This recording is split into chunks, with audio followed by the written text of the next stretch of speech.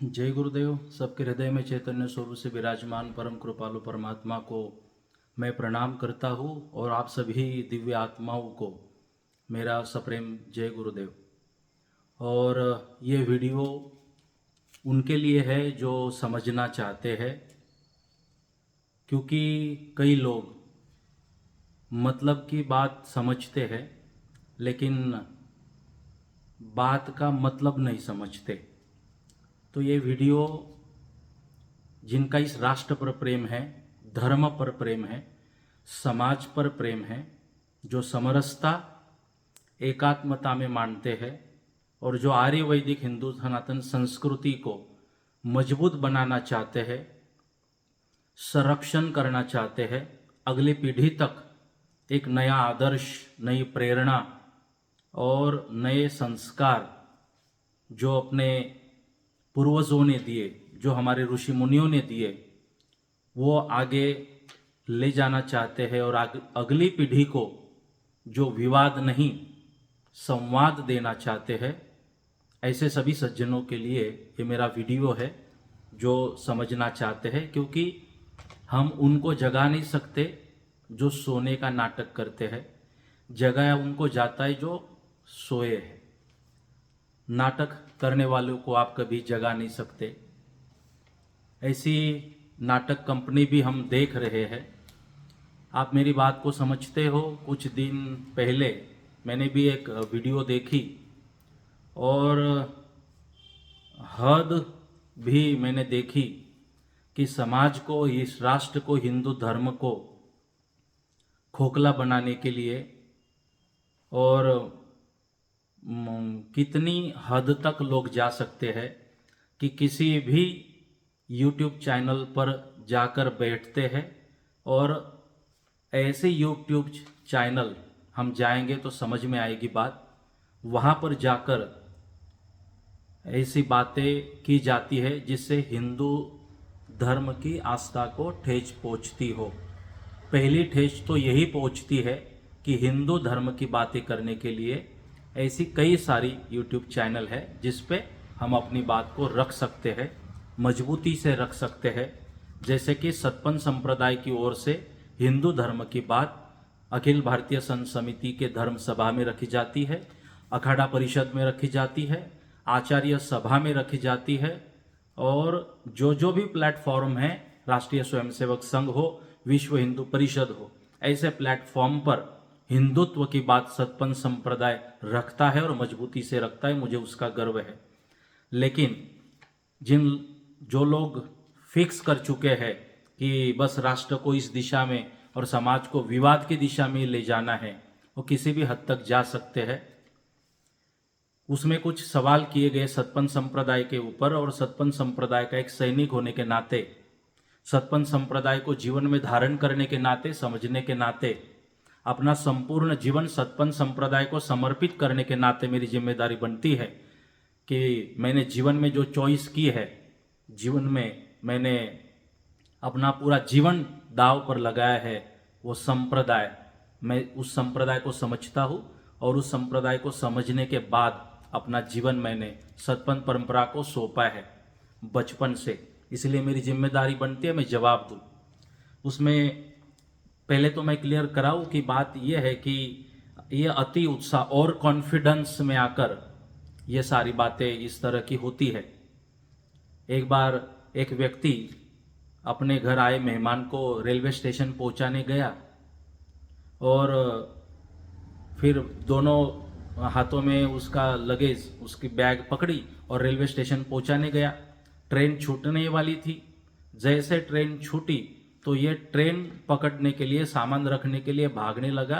उतने में कुछ ट्रेन में बैठे लोगों ने देखा कि इसको मदद करनी चाहिए, उसको प्रेरित किया, आ जाओ आ जाओ, आप बैठ जाओ, आप मिल जाएगी ट्रेन आपको। उसका कॉन्फिडेंस बढ़ाया। अब ये इतना और कॉन्फिडेंस में आया कि ट्रेन पकड़ी, सामान रखा भी और चढ़ भी गया।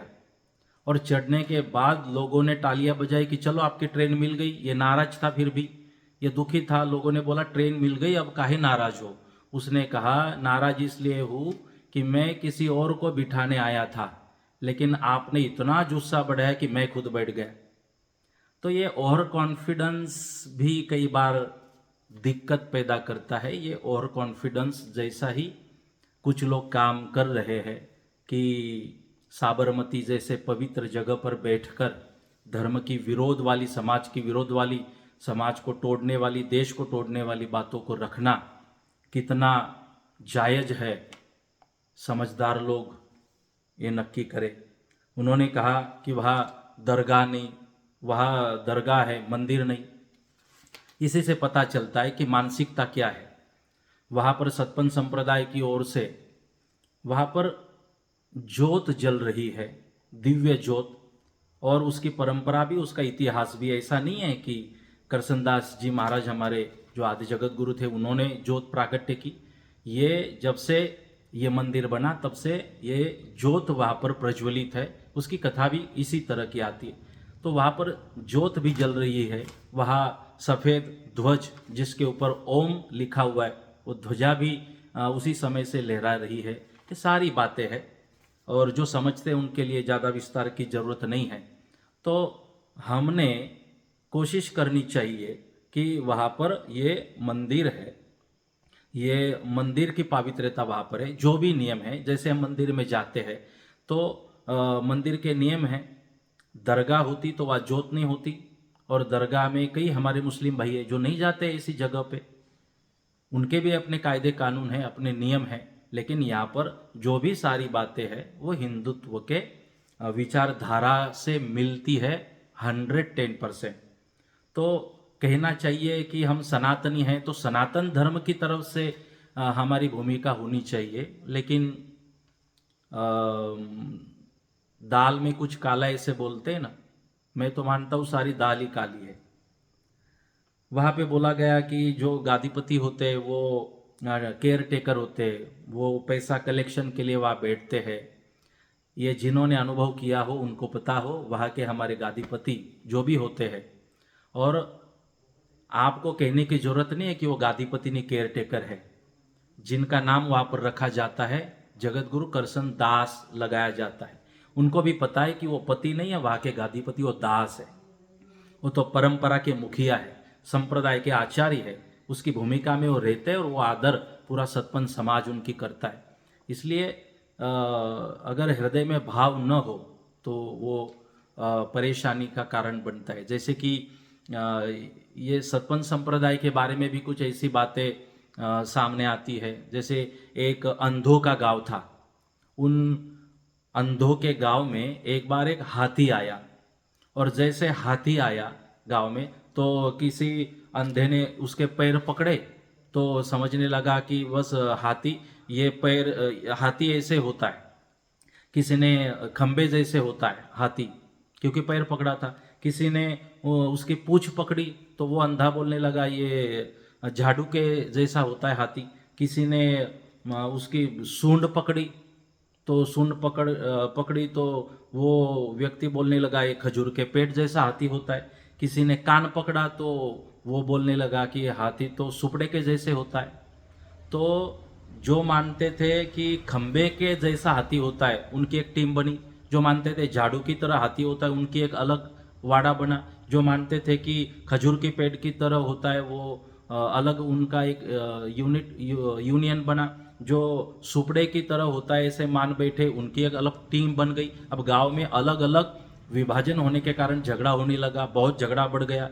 एक संत का आगमन हुआ और संत ने पूछा कि झगड़े का कारण क्या है। तो उन्होंने बोला कि हमारा कहना है हाथी झाड़ू जैसा है। उन्होंने कहा हमारा कहना है हाथी सुपड़े के जैसा है। उन्होंने कहा हमारा कहना है कि हाथी खजूर के पेड़ के, हमारा कहना है हाथी खंबे के जैसा है। तो झगड़ा चालू हुआ तो संत ने एक बात उनको कही थी कि देखो कि जिसने जहाँ हाथ लगाया वैसे उसको अनुभव हुआ, और आप समझ बैठे कि हाथी ऐसे है। अगर हाथी कैसा है ये पता करना हो तो हाथों से आप पता नहीं कर सकते, आप आपकी आंखों का इलाज करवाओ, तब पता चलेगा हाथी कैसे होता है। समझदार को इशारा काफ़ी होता है। अपनी आंखों का इलाज कराओ। अपने नाम के आगे दास लगाया जाता है और वो दास की भूमिका में होते, वो सेवक की भूमिका में होते, वो संवेदनाओं को जानते हैं और प्रतिदिन वहाँ पर पूरी राष्ट्र के कल्याण की प्रार्थना करते, घटपाट पूजा में विश्व कल्याण की प्रार्थना करते हैं। सभी देवी देवताओं का पूजन विश्व का कल्याण हो, प्रार्थना वहाँ पर की जाती है। और पैसा कलेक्शन की वहाँ पर ज़रूरत नहीं, इतनी श्रद्धा है। और यही तो मामला है, आपको वहाँ पे पैसे में ही इंटरेस्ट है। इसीलिए मैं मानता हूँ कि नज़रों का इलाज जरूरी है। जैसे जिसकी सोच होती है ना, जैसी दृष्टि होती है सृष्टि वैसे ही दिखाई देती है। नज़रों में प्रॉपर्टी है, नज़रों में मिलकत ही है, नज़रों में पैसा ही है, इसलिए सब जगह पैसे के लिए ही सब लोग जी रहे, ऐसी अनुभूति होती है। वहाँ पे श्रद्धा की वैल्यू है, विश्वास की वैल्यू है, साधना की, तप की, संस्कृति संस्कारों की, एक इंसानियत की वहाँ पर वैल्यू होती है। ये तो वहाँ पे जाए, अनुभव करे, उनकी बातें हैं। और वहाँ बोलते कि मुस्लिमों का वहाँ पर सपोर्ट है, वहाँ मूर्ति बैठ नहीं सकती। और कुछ मुस्लिम भी मिले हुए हैं, इसलिए मूर्ति बैठ नहीं सकती, इसीलिए वहाँ पर मूर्ति भी बैठी, मुस्लिम विरोध नहीं करते। ये क्या बात हुई भाई? आप हो कौन? आप सनातनी खुद को के बदनामी कर रहे हो सनातन की, आप दाग लगा रहे हो सनातन नाम पे। इस तरह की भूमिका आपकी, मैं तो कहूँगा आपसे तो फिर वो लोग भले जो सतपंथियों का सपोर्ट करते हैं, कि उनको हिंदुत्व के प्रति जो भाव है, हिंदुत्व की जो विचारधारा है, उसको वो सपोर्ट तो कर रहे। आपसे तो वो भले, आप तो वो क्यों नहीं बोल रहे, ये आपको दुख है। वो क्यों नहीं बोल रहे हैं, उसका कारण है कि वहाँ पे उनको भी पता है कि इन लोगों की कितनी श्रद्धा यहाँ पर जुड़ी है और ये यहाँ का विकास कर सकते हैं। उनको परेशानी नहीं और आपको परेशानी हो गई। तो आपकी परेशानी मूर्ति बैठना या मूर्ति का न बैठना नहीं है, आपकी परेशानी मैं समझता हूँ। वहाँ पर मूवमेंट शुरू हो गई हिंदुत्व की, तो कहाँ शुरू नहीं है हिंदुत्व की मूवमेंट? हिंदू सनातन धर्म है। सनातन का मतलब है नित्य, नूतन, परिवर्तन। यह सनातन का धर्म है। तो हर बार जैसे कि हमारे वडील थे, आज हमारी अगली पीढ़ी है, तो परिवर्तन ये नियम है प्रकृति का, परिवर्तन होना ही चाहिए। अगर मैं आभार करूंगा, धन्यवाद करूंगा जिन्होंने ये जो सतपंथ में जो भी कुछ बातें थी वो बातें उठाई, और समय समय पे हर संप्रदाय में ये सारी बातें उठती है। और हर संप्रदायों ने जब जब जरूरत पड़ी है तो जो भी समय काल के अनुसार जो भी चीज़ें वो उसका स्वीकार किया है, और वो इस आर्य हिंदू सनातन संस्कृति को मजबूत बनाने की ही उन्होंने कोशिश करी है। तो इसलिए ये मूवमेंट शुरू है, इसमें कोई नई बात है ही नहीं हिंदुत्व की। और यही तो हमारे आपके भी सभी पूज्य वडील यही तो सब चाहते थे। लेकिन जिन्होंने बात आती है परिवर्तन की, मूवमेंट शुरू हुई, ये तो श्री अयोध्या जी में, श्री मथुरा जी में, श्री काशी विश्वनाथ में और श्री उज्जैन में हम देख रहे हैं कि ये परिवर्तन हो रहा है। और जहाँ जहाँ आक्रांताओं ने आक्रमण किया था, क्या आज के दिनों में, इन दिनों में हमारी जिम्मेदारी नहीं बनती ऐसे हर जगह पे हम जाए और अपने इतिहास, अपने इतिहास को ताजा करें, अपनी संस्कृति की रक्षा करें? ये हमारी जिम्मेदारी नहीं बनती? हमने साथ मिलकर ये काम करना चाहिए। मुझे बहुत आश्चर्य हुआ कि जब बोला गया कि जहाँ जहाँ भी मस्जिद है, ये स्टेटमेंट भी वैसे बहुत गलत है, और जिस चैनल के ऊपर दिया गया उस चैनल पे भी वो लोग शायद समझ नहीं पाए इस गलत स्टेटमेंट को, कि उन्होंने कहा जहाँ जहाँ मस्जिद है वहाँ हर जगह पे मंदिर ही थे, और वहाँ मंदिर है, सब जगह मस्जिद है वहाँ मंदिर थे। लेकिन एक जगह प्रेरणा पीठ की ऐसी है जहाँ मंदिर नहीं, जहाँ मजार है। हम इस बात को समझ नहीं पाए। तो इससे आपकी क्षमता, आपकी विचार शक्ति, आपकी मान्यता, आपका स्वभाव इसमें प्रदर्शित होता है मान्यवर। और दया आती है आपके स्वभाव की, और आपको खुद को सनातनी बोलते हो उस चीज की। आपने कहा कि लाखों अनुयायी नहीं है, कि इसमें बस कुछ 10 से 11 हजार, ये जो चैरिटी कमिश्नर में नाम है तो 10-11 हजार हो सकते हैं। लेकिन आपने हमेशा देखा, आप नाटक करते हो, आपने जहाँ जहाँ भी संत सम्मेलन हुआ लाखों के लोग देखे, और आप संघ मेला के समय में देखते हो, और आप वहाँ नहीं आते प्रेरणापीठ, लेकिन हर एक चीज़ पे आपकी नज़र होती है, आपके कैमरे लगे हैं, आपके आदमी होते, और आपको राष्ट्र, धर्म, धर्म, समाज का संगठन, समाज के संस्कार, समाज की उन्नति, इसमें आपको कोई लेना देना नहीं है। आपका फोकस पूरा सतपंथ की बदनामी, ये आपके जीवन का ध्येय बन चुका है और उतना ही आप कर पाओगे पूरे जीवन में अच्छे काम के अलावा। तो इसलिए वहाँ आपने देखा ही है, पता है कितने लाखों अनुयायी सतपंथ के। आप आइए महाराष्ट्र में, चलिए मेरे साथ, आप विदर्भ में मेरे साथ चलिए, मध्य प्रदेश में, आप बताइए ना, आप ग्राउंड बताए, उस ग्राउंड पे हम इन सभी अपने अनुयायियों को इकट्ठा कर सकते हैं। तो आपने कहा दशावतार ग्रंथ है, उसमें भी बहुत मिलावट है, ऐसी चीजें कि हिंदू पढ़ नहीं पाएगा। मैं कथा करता हूँ भाई, जाहिर में कथा करता हूँ, और अपने प्रकाशन समिति पे ये सारे ग्रंथ उपलब्ध है, कोई भी जाके खरीदे। कुछ गलत हो तो मैंने आप लोगों को भी दिया है। जब प्रेम जी केसरानी ने ये सवाल उठाए थे, आप वीडियो बनाते हो ना अलग अलग, तो अलग अलग वीडियो में आपने ये सवाल उठाए थे, और मैंने भी प्रत्यक्ष एक सैनिक की तरह, आपने आतंकवादी की तरह, मैंने एक सैनिक की तरह आपको जवाब दिया है। तो उसमें भी मैंने स्पष्टता की है कौन से ग्रंथ में, शिव पुराण में कहा है, सारे जवाब मैं आपको दे चुका हूँ। इसलिए ये दशावतार ग्रंथ की जो बातें, जो कहीं से जो आक्रमण हुआ था, आक्रांताओं की जो सारी बातें थी, आज आप सतपंथ के नाम से, प्रेरणापीठ के नाम से उन चीज़ों को नहीं बेच सकते और नहीं ठोक सकते जबरदस्ती। वहाँ पे जो प्रकाशन स्टॉल पे अगर ऐसी कुछ बात हो, अगर आप बोलते हो कि पहले ये बातें थी, पहले वो सारी बातें थी, तो क्या आज भी नया भगवान श्री राम का मंदिर बनने के बाद भी वहाँ आपकी मर्जी क्या है? आप उसी बाबरी मस्जिद को याद कराते रहोगे, उसी आक्रांताओं की बातों को? भाई उन चीज़ों को भुलाकर मिटा देनी चाहिए और नया भारत हमने खड़ा करना चाहिए। क्योंकि आपने कहा कृष्ण अवतार में मिलावट है, कृष्ण अवतार के बारे में अलग बताया गया, कौन सी बातें अलग है बताइए ना, कौन से उसमें आपको प्रमाण किस चीज के चाहिए, उसका भी मैंने दिया था। भगवान श्री कृष्ण की अंतिम क्रिया, जो भगवान ने अपनी अवतार लीला समाप्त करी थी, और बाद में जो भगवान बुद्ध की बात आती है, वो भी मैंने आपको स्पष्ट कर दी थी। यूट्यूब में ये सारी बातें मिलती है। आपने कहा कि कल्कि को निष्कलंकी बोलने की जरूरत क्या है? आप कौन होते हो हम निष्कलंकी बोले? हमें जो श्रद्धा से हम कन्हैया बोले, हम कान्हा बोले, हम रणछोड़ बोले, हम गोपाल बोले, आपको दिक्कत क्या होती है? और निष्कलंकी हम इसलिए बोलते हैं कि आपके जो विचार है ना, कलंकित विचार, उन्हीं विचारों को, उसी कलंक को, उन्हीं गलत विचारधारा के कलंक को मिटाने के लिए ही भगवान का ये अवतार होने वाला है। इसलिए निष्कलंक बोला जाता है। खोलिए ना यूट्यूब, देखिए निष्कलंक क्यों बोला जाता है। आपको कितना साहित्य हिंदू धर्म, सनातन धर्म का मिलेगा, कहाँ कहाँ पे उनको निष्कलंक बोला जाता है। आप समझते जरूर हो, लेकिन आपको समझना नहीं है और आप कुछ अलग दिखाना चाहते हो। आप बोलते हो हिंदू बनने का दिखावा करते हैं, और हिंदू दिखाने की चाल है।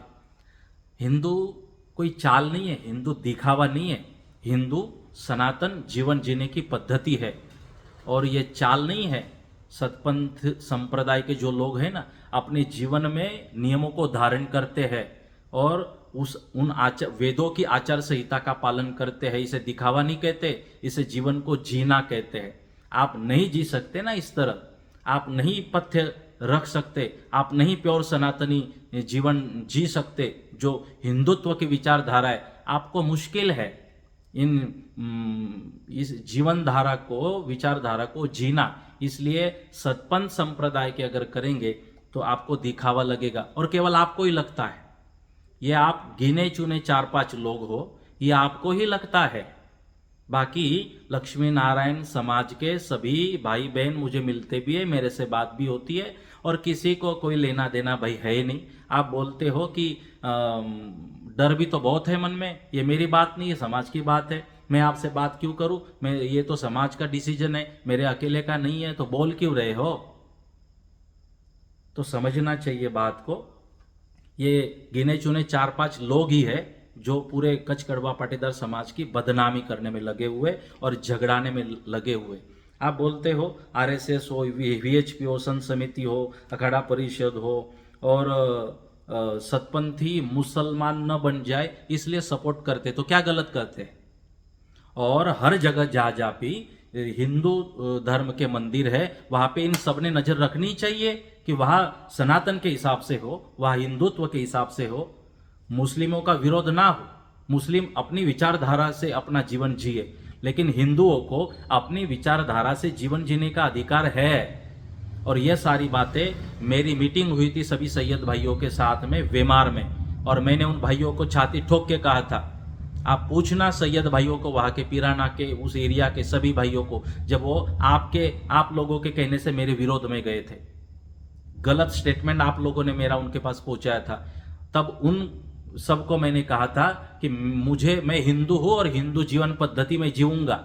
मैं वहां जाकर भगवत गीता का पाठ भी करूंगा, मैं ओम बोलूंगा, जोर से बोलूंगा, ओम का स्मरण करूंगा, मेरा अधिकार है। जब मैं आपको आपके मुसलमान धर्म में इंटरफेयर करूं कि ऐसा नहीं, ऐसा जियो, तो मैं गलत हूं। लेकिन मैं हिंदू हूँ, हिंदू की तरह जीवन जीने का मुझे पूरा अधिकार है। मैं प्रेरणापीठ में जाऊंगा तो हिंदुत्व की तरह जाऊंगा, और मेरा विजन क्यों नहीं होना चाहिए कि मेरी संस्था हिंदुत्व की तरह हो। ये अपनी अपनी श्रद्धा की बात है। वो लोग भी इस बात को समझ गए थे और फिर शांत हो गए थे। तो ये बातें आरएसएस की, वीएचपी की, आप हमेशा कहते हो संतों को खरीद लिया, वीएचपी को खरीद लिया। भाई आप वीएचपी जो पूरा अपना इतना 60 ईयर उन्होंने अपना जीवन सभी विश्व हिंदू परिषद के लोगों ने इस देश राष्ट्र को समर्पित कर दिया। आरएसएस जो इतनी पूरी की संस्था, इतनी आचार संहिता है, आज हमारी छाती भर आती है, जब हमारी आंख भर आती है, जब हम इनके कार्यों को देखते सुनते हैं। अपने जीवन में अपनी खुशियों को त्याग करके ये सारे लोग हिंदुत्व, सनातन धर्म, राष्ट्र, भारत के लिए जी जान से लगे हुए ऐसे लोगों पे आप एलिगेशन लगाते हो, आरोप लगाते हो, अपने ही संस्थाओं पे आरोप लगा के आप खुद को सनातनी पेश करते हो।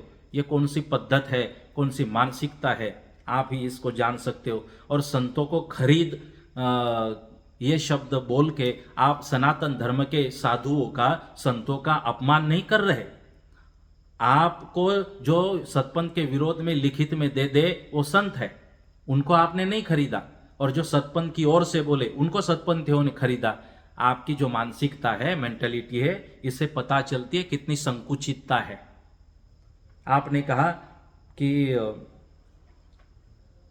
हिंदुओं को कन्वर्ट करने के लिए सतपंथ का निर्माण किया गया। आप पढ़िए इतिहास को, आपको पता है नहीं।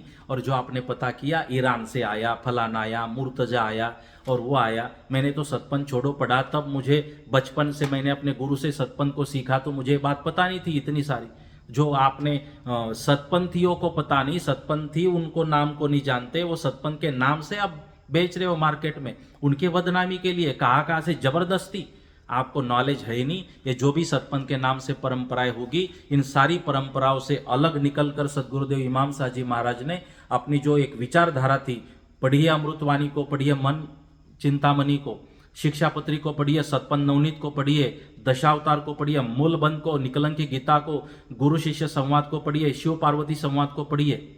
आप जब इन शास्त्रों को, उनके वाणी को पढ़िए, आत्मा परमात्मा की बात आती है, तत्व ज्ञान की बातें आती है, जीवन के कल्याण की बात आती है, एक आदर्श जीवन जीने की पद्धति का नाम सतपंथ है। तो ये सारी जो बातें सदगुरुदेव इमाम साहब महाराज ने बताई, वो उन्होंने अपनी एक अलग विचारधारा उन्होंने बनवाई, जिसका विरोध भी उन दिनों हुआ था।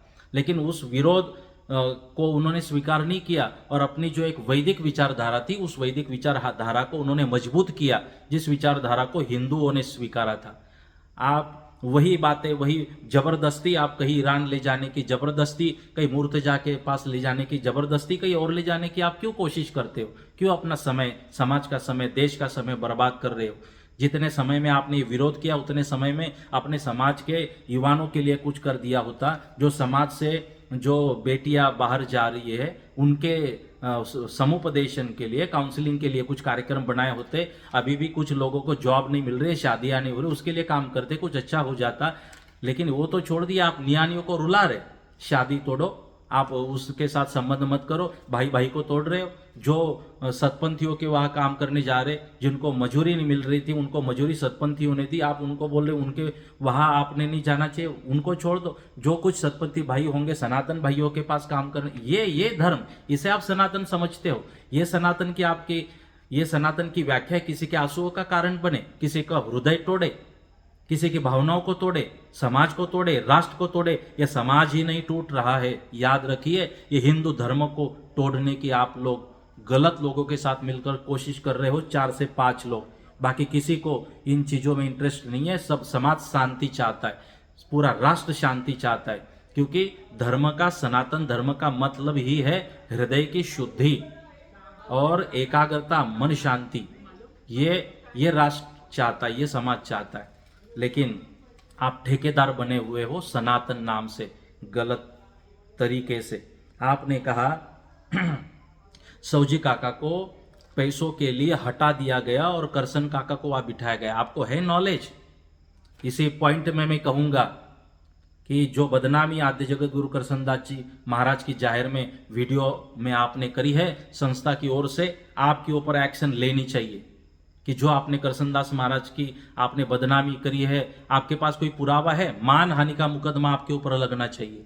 क्या प्रमाण है आपके पास? आपने सारी बातें बताई। हमें पता है करसनदास जी महाराज क्या थे, कौन थे और क्या उन्होंने अपने जीवन में पूरा संघर्ष किया। हिंदुत्व के वो शेर थे, हिंदुत्व के लिए वो लड़े, अपना पूरा जीवन उन्होंने हिंदुत्व के लिए। सभी जो संत आज तक हिंदू धर्म के एक मंच पर नहीं आना मुश्किल थे, नहीं आ पा रहे थे, उन्होंने प्रेरणापीठ में 10वां संत समिति का अधिवेशन करा के इतने हजारों संतों को एक मंच पे भारत में पहली बार लाया। ऐसे एक व्यक्तित्व के ऊपर आप दाग लगाते हो और आप खुद को सनातनी बोलते हो। एक ऐसे काम करने वाले व्यक्ति के ऊपर दाग लगाकर बिना प्रमाण के, प्रमाण भी लेके आओगे यावा से जबरदस्ती। बात पता हो तो हमने बात करनी चाहिए। और करसन काका का ये स्वभाव नहीं था, न तो आपको कुछ पता उनके बारे में है। पिराना पोड़ में सब पुरावा है। भाई पिराना पोड़ में तो सब पुरावा है। तो जो हमारे पूर्वज थे, जो हमारे वडील थे, आदरणीय नारायण बापा, उनकी नियत में खोट नहीं थी। मैं उनका सम्मान करता हूँ। एक भी सतपंथ के अनुयायियों ने कभी भी केसरा परमेश्वरा, जो हमारे नारायण बापा, इनके विरोध में सतपंथियों ने कभी बात नहीं की। और बात की होगी तो हमारे वडीलों ने उनको रोका है। नारायण बापा का सम्मान सतपंथ में किया जाता है, केसरा परमेश्वरा जी का भी सम्मान किया जाता है कि उन्होंने ये कुछ बातें रखी थी, तो उसका स्वीकार सतपंथ समाज की ओर से किया गया। आक्रांताओं के कारण जो सारी बातें उसमें अंदर आई थी, आज भी उनका सम्मान सतपंथ समाज की ओर से किया जाता है। उनकी नियत में खोट नहीं थी। उन्होंने जो बातें उठाई थी समय काल के अनुसार वो जरूरी थी, लेकिन आपकी तरह उन्होंने समाज को नहीं तोड़ा। आपकी तरह नियत में खोट नहीं थी, वो जोड़ना चाहते थे और जोड़ने के लिए बात उठाई थी। आप जोड़ना नहीं चाहते और बात उठा रहे हो।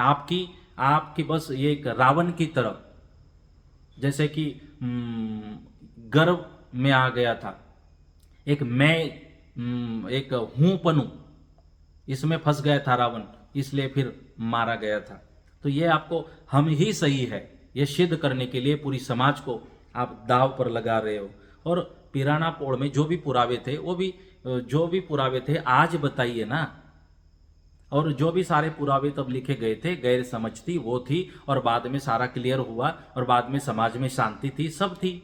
लेकिन आप लोगों को, कुछ लोगों का जन्म ही अशांति के लिए होता है। जब से आप प्रकट हुए वो अशांति समाज में वापस पैदा हुई है। और हिंदू दिखावा करके सतपंथ में प्रचार किया जाता है, इसकी कोई जरूरत है नहीं।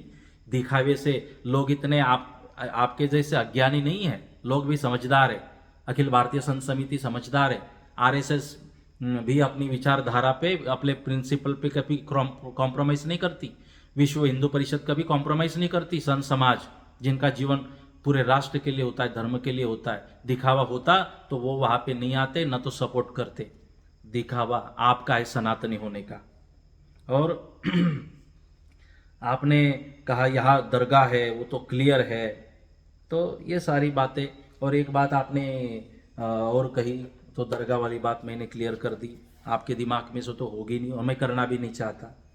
ये आपके लिए, आप तो जरूर पहले सुनोगे।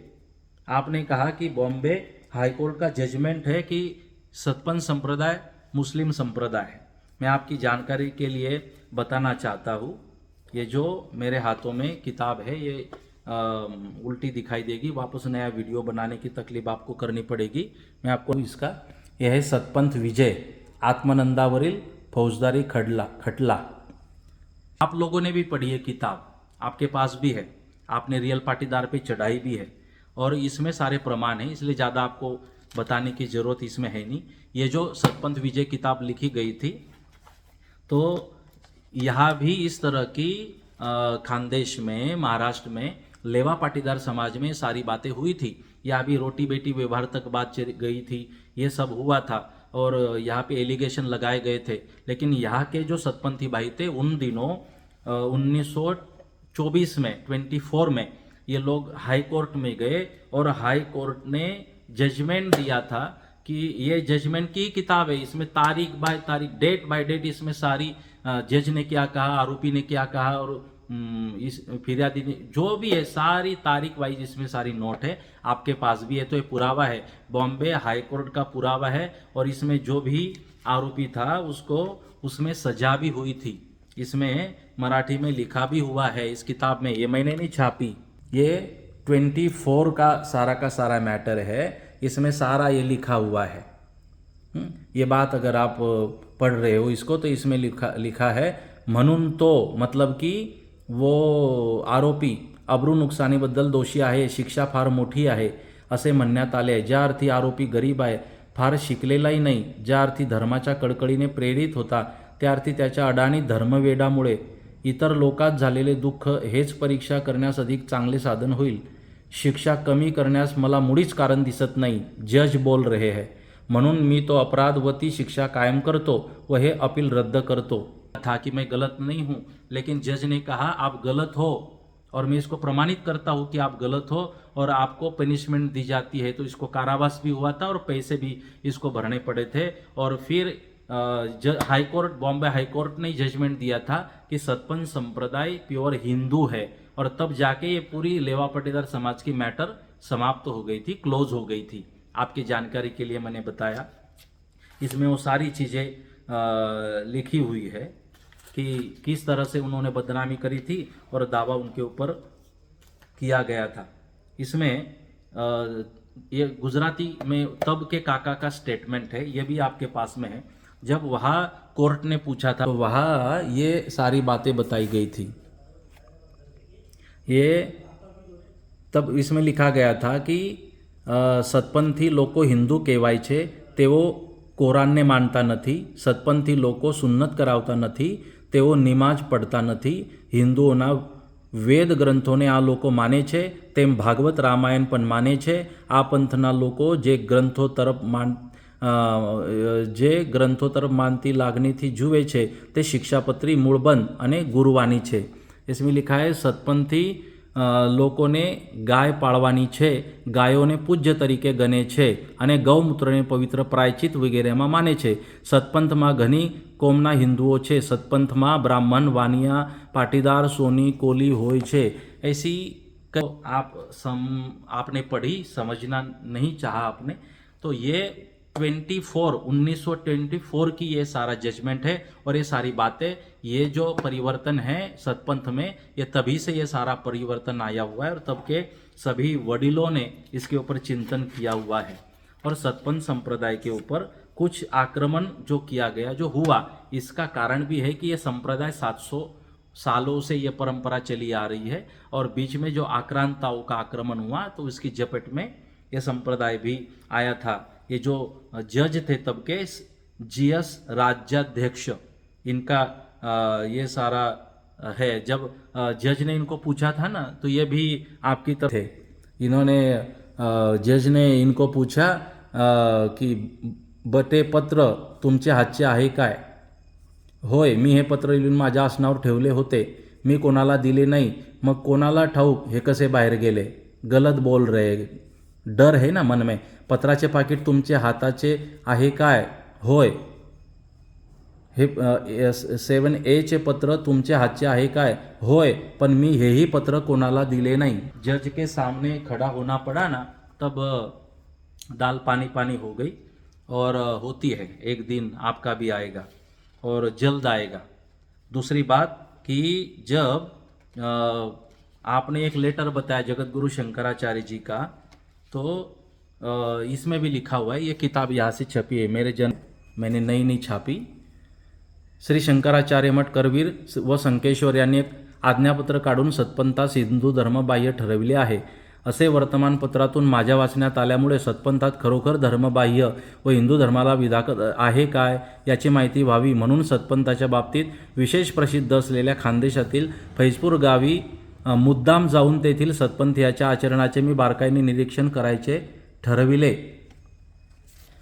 ये जो है दत्तात्रेय रामचंद्र, ये नाम यहाँ पे लेखक श्री दत्तात्रेय रामचंद्र रारावीकर, हिंदू धर्म प्रचारक, मुक्काम अकोला वर। रारावी करके है। इनको जब पता चला कि करवीर पीठ के संकेश्वर के जगत गुरु जी ने सतपंथियों को अलग समझा है, कुछ गलत फहमी है, तब ये फैजपुर आए थे, बताया नहीं कौन है, और फैजपुर आके सतपंथियों के घर पे रुके और उनकी जो आचार संहिता थी वो देखी और उनको पता चला कि जैसे जगत गुरु संकेश्वर शंकराचार्य जी को बात पता है, गलत मैसेज दिया गया, ऐसा कुछ भी नहीं है। उन्होंने उनसे भी मुलाकात उस समय करी थी और उन्होंने अखिल भारतीय हिंदू महासभा दिल्ली और जब उसके नारायण भास्कर खरे अध्यक्ष थे, उपाध्यक्ष थे लब कोपटकर, अखिल भारतीय हिंदू महासभा दिल्ली के, तो उन्होंने सारी बात हिंदू महासभा में भेजी थी और फिर ये लिखा हुआ है सतपंथ समाज हिंदूच आहे। सन 1931 साली अकोला येथे हिंदू महासभेचे अधिवेशन झाले, त्यावेळी लेवा पाटीदार सतपंथी समाजाने हिंदू महासभेच्या कार्यकारी मंडळाकडे आपल्या समाजाच्या वेदानुवेदाबद्दल प्रमाणपत्र मागितले आहे। त्यावेळी कार्याध्यक्ष मुंजे यांनी सतपंथीयाची सर्व चौकशी करून पुढील प्रमाणपत्र दिले। प्रमाणपत्र देण्यात येते आमच्या पुढे मांडलेल्या कागदपत्रावरून आम्ही खानदेशपाडी यांचा सतपंथ वेदबाह्य नाही, सबब त्यांच्या ज्ञाती बांधवांशी त्यांच्याशी जर काही वाद असतील तो मिटवावा आणि त्यांच्यावर रोटी बेटी व्यवहार ने तब ये सारी बातें शंकराचार्य जी को भी कही थी और ये बातें उन्होंने भी कही थी रारावीकर ने। ऐसी कई बातें हैं, मैं तो बहुत समय तक इन चीज़ों के ऊपर बोल भी सकता हूँ, लेकिन मुझे ज़रूर नहीं लगता कि क्योंकि कस्तूरी होती है ना, तो कस्तूरी को किसी प्रमाण की ज़रूरत नहीं होती है। अगर घर में कस्तूरी पड़ी हो ओरिजिनल तो सुगंध आई जाती है और उसकी सुगंध से पता चलता है इस घर में कस्तूरी उपस्थित है, तो उसका सुगंध ही उसका प्रमाण है। सतपंथ का ऐसा ही है। तो जब आप YouTube चैनल पे बैठे थे, आपको सावरकर के बारे में, सावरकर जी के बारे में पूछा गया कि वो पक्षी के पंख पर बैठकर आए थे, वो इतनी उपहास से बात कर रहा था वीर सावरकर जी की, और भले आदमी आप हंस रहे थे और आप खुद को सनातनी बोलते हो। लहू खवलना चाहिए जब कोई पत्रकार अपने वीर सावरकर जी की उपहास करता है और ऐसी बात, गलत बात वो करता है और आप हंसते हो और आप खुद को सनातनी बोलते हो। तो ये सारी बातें हैं। आपने कहा निष्कलंकी काल्पनिक है, नाम क्यों दिया? आपके लिए तो काल्पनिक ही हो सकते हैं, आपके लिए तो सनातन धर्म भी कुछ दिनों बाद काल्पनिक बनेगा। जाके ही ऐसी गोद में बैठे हो आप लोग। और एक बात सुनो, आप ये ऐसी जगह पे जाके बैठ गए, ऐसी जगह की जरूरत पड़ी आपको। जब युधिष्ठिर महाराज और पांडव वनवास में थे तो दुर्योधन उनकी हत्या करने निकल पड़ा, तो पांडवों के मित्रों ने, गंधर्व उनका मित्र था, उसने कौरवों को रोका, बांध दिया उनको, क्योंकि पांडव इसके मित्र थे और इसको चाल पता चली थी। जब युधिष्ठिर महाराज को पता चला हमारे भाइयों को बांध के रखा हमारे मित्र ने, भीम अर्जुन को कहा जाके उनको छुड़ाओ। भीम बोलने लगे वो हमें मारने आ रहे थे, क्यों छुड़ाए? तब उन्होंने धर्मोपदेश किया, ये धर्म है, इस विचारधारा का नाम सनातन है और धर्म है। तब धर्मराज युधिष्ठिर महाराज बोलते हैं कि देखो भीम, जब हमारे दोनों में झगड़ा हो भाइयों में, तो वो 100 है और हम 5, लेकिन हमारे दोनों भाइयों के झगड़े में अगर तीसरा कोई आता है तो हमें 105 होने चाहिए और उसके साथ विरोध करना चाहिए। हमारे भाइयों का झगड़ा है, उसको आने की जरूरत नहीं थी। तब ये धर्म है, ये इसका नाम सनातन है। और आप तो कहाँ जाके बैठ गए और किसको आप ये सारी स्टेटमेंट किस तरह से दे रहे हो।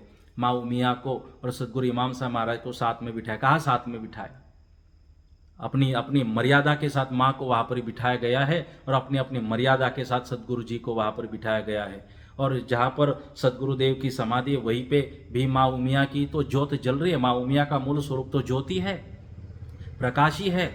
और कहा माँ उमिया, सब में माँ उमिया ही तो है। माँ उमिया कहा नहीं है, कौन सी जगह जा माँ उमिया नहीं है? कौन कौन ऐसा व्यक्ति है, कौन ऐसा पशु पक्षी प्राणी है इस जगत में जिसके अंदर भीतर विराजमान माँ उमिया नहीं है, जिसके ऊपर उसकी कृपा दृष्टि नहीं है? तो आपकी जो सोच है थोड़ा ठीक करिए, आँखों का इलाज करिए, और हो सके समय मिले तो थोड़ा बुद्धि का भी इलाज करवाइए। रही बात 2023 मई की, तो एक बात याद रखना कि कुछ लोग विनम्रता को कायरता समझते हैं। ऐसे लोगों के लिए मैं कहना चाहूँगा, 4 से 5 लोग ही हैं जिनके लिए मैं सारी बातें, कठोरता वाली बातें जिनके लिए बोल रहा हूँ, 4-5 ये गिने चुने। वेदांत हमारा स्वाभिमान, शिष्टता हमारी सीता है। वेदांत हमारा स्वाभिमान, शिष्टता हमारी सीता है। हर रोज हमारा रामायण, हर श्वास हमारी गीता है।